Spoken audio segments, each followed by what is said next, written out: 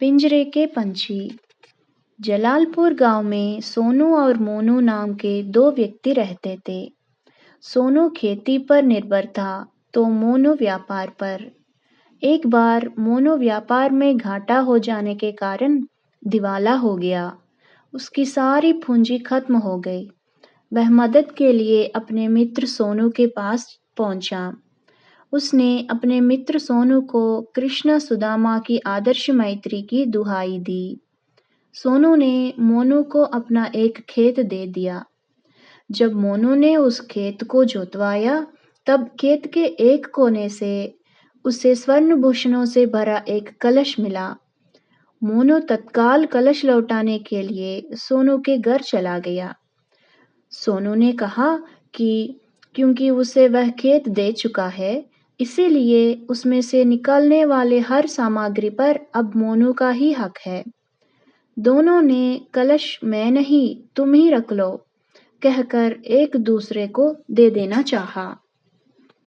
गांव के लोगों ने जलालपुर गांव के बहादुरपुर में रहने वाले सरपंच रामलाल के पास मामला ले जाने को कहा। सरपंच के पास जाने पर सोनू ने एकांत में उसे बताया कि उसका मित्र मोनू स्वाभिमानी है। खेत के अलावा आर्थिक मदद वह उससे लेता नहीं, इसीलिए उसकी मदद करने के ध्येय से उसने अपनी पत्नी सुशीला और बेटी संगीता के कुछ स्वर्णभूषण पिछली रात उस खेत में गाड़ कर रख दिए थे। सोनू की बातों से प्रभावित होकर रामलाल ने कहा कि वह कलश अब मोनू ही रखे और दुनिया भर के अच्छे फल फूल लाकर उस खेत में उगाए। बचे धन को व्यापार में लगाकर अपने पर्याप्त अनुभव से लाभ उठाए। रामलाल की अनुमति से सोनू और मोनू का आशीर्वाद लेकर मोनू का पुत्र सूर्या ने कुछ स्वर्णभूषण लेकर दुनिया भर के अच्छे फल फूल के वृक्ष को खेत में लगाने का निश्चय किया।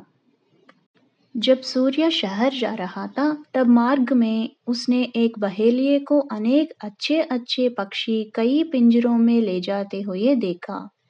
सूर्य ने बहेलिए से कहा कि वह उसके सभी स्वर्णभूषण ले ले और अपने पिंजरे के पंछियों को उसे सौंप दे। बहेलिए ने खुशी खुशी सूर्य के स्वर्णभूषण लेकर अपने सातों पिंजरे उसे सौंप दी। सूर्य ने सभी रंग बिरंगे पक्षियों को पिंजरे खोल खोल कर स्वतंत्र कर दिया। फिर थका होने के कारण वह सो गया। सोकर उठने के बाद वह शहर चला गया और वहाँ एक सेठ के यहाँ नौकरी करने लगा। लगभग 1.5-2 वर्ष तक सूर्य ने शहर में खूब परिश्रम किया।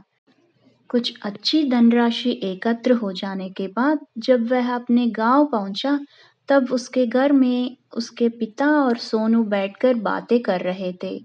सूर्या को देखते ही मोनू ने उसे हाथों हाथ लिया और बताया कि जाने कहाँ कहाँ से ढेर सारे पक्षी आकर उसके द्वारा तैयार किए गए खेत में दुनिया भर के फल फूलों के बीज डाल गई, जिससे उस क्षेत्र को मनोरम वाटिका कहा जाने लगा है। यह सब सुनकर सूर्या ने कहा, यह सारा चमत्कार उन्हीं पिंजरों के देव पक्षियों का है। जरूर वह देवलोक से आए पक्षी थे, जिन्हें आजाद करके मैंने पुण्य कमाया और वृक्षारोपण में उनका सहयोग भी संभव हो सका। मेरी मेहनत की कमाई भी मेरे पास है, जिस पर आपका पहला अधिकार है। इससे सुनकर सोनू और मोनू दोनों खुश हुए। दूसरे दिन मोनू अपने बेटे को लेकर सोनू के घर गया और मोनू ने कहा, सोनू, मैं तुमसे मेरे बेटे के लिए तुम्हारी बेटी संगीता का हाथ मांगने आया हूँ। इसमें तुम्हारी राय क्या है? इससे सुनकर सोनू खुशी से फूला न समाया। इतने में वहां आए सरपंच रामलाल इनकी बातों सुनकर बोले, अरे वाह, मुझे तो तुम दोनों की खुशी देखकर आश्चर्य होता है। इतना अच्छी दोस्ती है। अब तुम दोनों संबंधी बनने वाले हो। बहुत खुशी की बात है। भगवान सदा तुम दोनों परिवारों को खुशी रखे। यह कहकर वे वहां से चले गए। धन्यवाद।